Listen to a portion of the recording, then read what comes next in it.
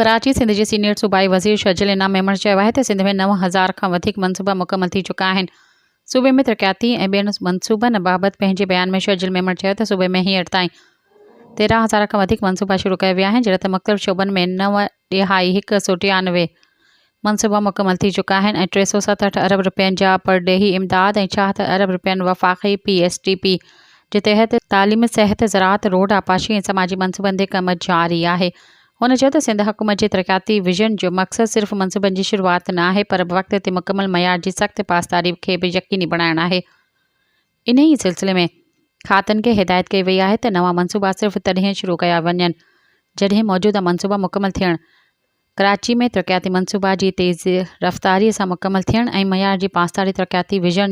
वज़न जो लाज़मी जुज़ आहे। सब्सक्राइब कयो अवामी न्यूज़ HD खे ऐं ताज़ा तरीन ख़बरुनि लाइ ॾिसंदा रहो अवामी न्यूज़ HD।